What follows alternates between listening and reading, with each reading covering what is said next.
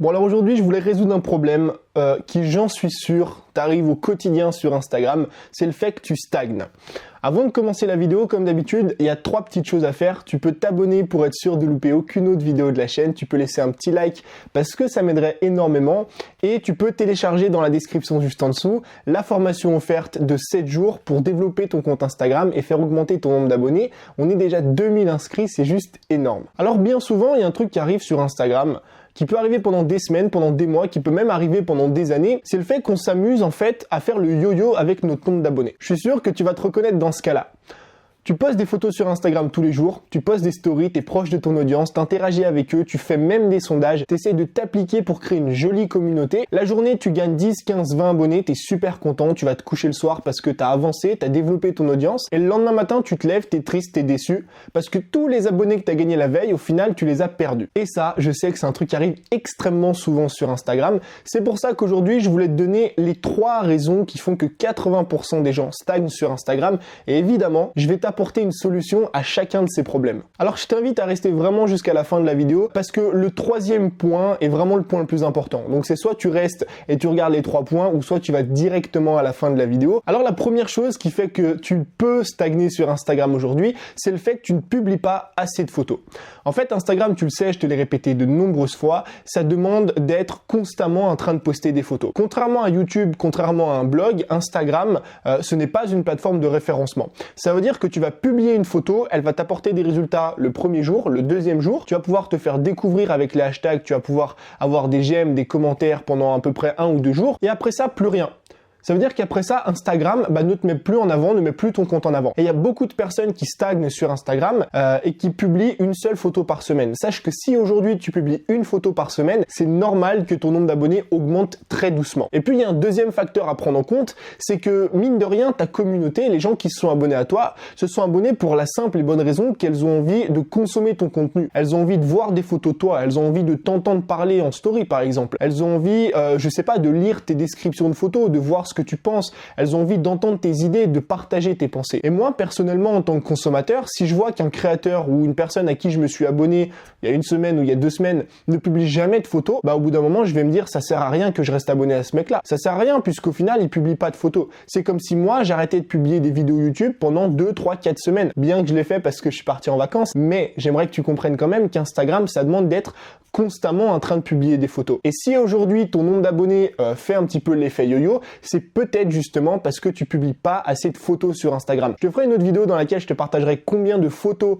est-ce qu'on doit publier sur Instagram. N'hésite pas à me mettre dans les commentaires si tu veux que je te la fasse. La deuxième chose qui fait que ton compte Instagram aujourd'hui stagne et fait ce petit effet yo-yo, c'est que les gens se sont abonnés pour les mauvaises raisons à ton compte ou en tout cas peut-être pour le mauvais contenu. Alors il y a différentes façons de s'abonner à un compte pour les mauvaises raisons. Par exemple, tu as les jeux concours, tu as la publicité sur Instagram, tu as l'échange de pubs. Et ça, pourquoi est-ce que c'est des mauvaises raisons? Parce que tu vas t'abonner à un compte ou tu vas t'abonner à une personne, non pas pour son contenu, mais par intérêt. C'est pour ça que c'est très dangereux, moi je pense en tout cas, d'utiliser les jeux concours, ou en tout cas, faut apprendre à les utiliser de la bonne façon, tout simplement parce que tu vas te retrouver à gagner énormément d'abonnés, des personnes qui vont liker ta publication, qui vont la commenter, qui vont s'abonner à ton compte pour justement participer au concours, mais qui derrière, au final, étant donné qu'elles n'aiment pas trop ton contenu, peut-être finissent par se désabonner. Et ça peut aussi arriver justement avec l'échange de publicité, avec le fait de payer et de sponsoriser des publicités sur Instagram, c'est que tu vas dépenser de l'argent et tu vas utiliser des techniques, si tu veux, dans lesquelles les gens vont plus s'abonner par intérêt que pour ton contenu en soi. Et au final, du coup, forcément, un peu comme la première raison, si elles se sont pas abonnées pour ton contenu, elles vont finir par au final se désabonner. Et il y a un deuxième truc à prendre en compte, c'est que bien souvent sur Instagram, on se retrouve à publier de temps en temps des photos qui n'ont absolument rien à voir avec notre thématique ou rien à voir avec notre compte. Et pourquoi est-ce que c'est un problème? Imagine que moi, demain, je poste une photo sur le véganisme, d'accord? Que j'aille dans un resto vegan et que je commence à prendre mon joli plat qui est magnifique, avec du tofu, on dirait un petit peu du poulet, et que je mette des hashtags du genre vegan, véganisme, devenir vegan, et forcément derrière, je vais toucher des personnes qui sont dans ce monde-là, qui vont venir sur mon compte, qui vont liker ma photo, qui vont la commenter et qui peut-être vont s'abonner. Sauf que ces personnes, au bout d'un certain temps, elles vont bien se rendre compte que je suis pas vegan. Quand je mets mes plats le midi midi en story avec du poulet ou du thon, bah forcément elles vont se dire ce mec n'est pas vegan et elles vont finir par se désabonner parce qu'elles n'aiment pas mon contenu. Donc est-ce que tu vois oui ou non le danger de sortir de sa thématique et de publier des photos qui n'ont rien à voir avec notre compte? C'est que tu vas attirer des personnes sur un instant T, sur l'instant de la photo, qui vont être intéressées par la photo, qui vont s'abonner à toi parce qu'elles sont intéressées par le véganisme, mais au final ces personnes sur le long terme, elles vont partir tout simplement parce que ton contenu ne leur plaît pas. Et pour la troisième méthode, on va aller sur mon ordi. Alors, la troisième méthode, on va un petit peu parler des bots. Alors, cette fois, je vais pas critiquer les bots, on va un petit peu éviter ça. En fait, la troisième méthode, si tu veux, c'est que tu utilises les mauvais hashtags. En fait, un bot, comment ça marche? Un bot Instagram va définir des hashtags sur lesquels il va aller commenter des photos automatiquement, liker des photos automatiquement et s'abonner automatiquement à ces mêmes comptes. C'est pour ça que dès que tu publies une photo Instagram, tu as toujours des bots qui viennent commenter tes photos. Ça, c'est en fonction des hashtags que tu publies. Donc là, on est sur mon compte. Évidemment, abonne-toi si tu l'es pas. Et je vais te montrer 2-3 hashtags que moi, je considère comme étant des hashtags utilisés par des bots. On a par exemple Instagood. Moi, je suis quasiment sûr qu'Instagood, c'est utilisé par des bots. Pourquoi? Parce que des hashtags sur lesquels il y a plus de 833 millions de publications, bah, c'est extrêmement efficace pour un bot parce que lui, il va aller liker et il va aller s'abonner à toutes les personnes qui mettent ce hashtag. Donc forcément, plus de monde met des hashtags comme ça, enfin, plus il y a de personnes qui utilisent un même hashtag, plus c'est gagnant, on va dire, pour les bots. Tu as aussi des hashtags du genre follow me please ou follow me, tu vois, il y a 427 millions d'utilisations.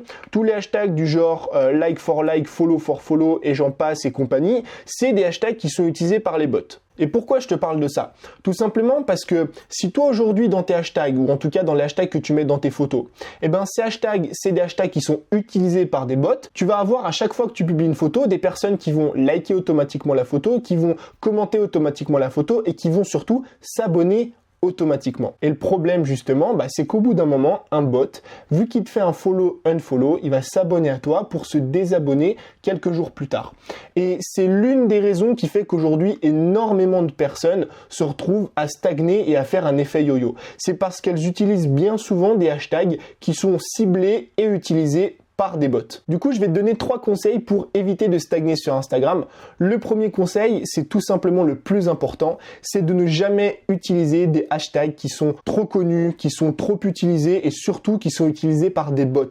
Parce que c'est essentiellement ça qui fait que tu passes ton temps à gagner des abonnés et à en perdre, c'est parce que c'est toujours des bots qui s'abonnent pour se désabonner derrière. Le deuxième conseil, qui va d'ailleurs de pair avec le troisième, c'est de publier fréquemment du contenu. Plus tu publies du contenu sur Instagram, plus tu augmentes tes chances d'augmenter ton nombre d'abonnés. Et le troisième conseil, c'est de toujours chercher à créer du contenu qui plaît à ton audience et qui est en rapport avec ta thématique pour éviter l'exemple que je t'ai donné tout à l'heure avec le véganisme. Alors j'espère que la vidéo t'a plu, tu me le fais savoir juste en dessous avec le bouton j'aime, tu peux t'abonner à la chaîne et me laisser en commentaire les sujets dont tu aimerais que je parle sur Instagram. Moi je te dis à très vite pour une nouvelle vidéo.